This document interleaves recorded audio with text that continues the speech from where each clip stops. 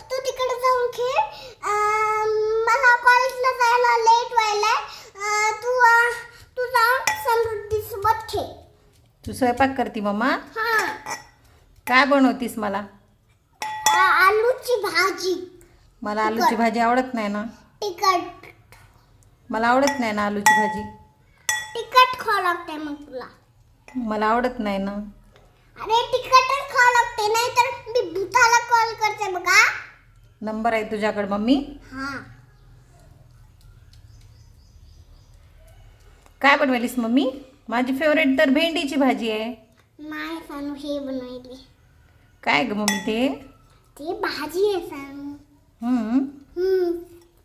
Mamma भूक लागली.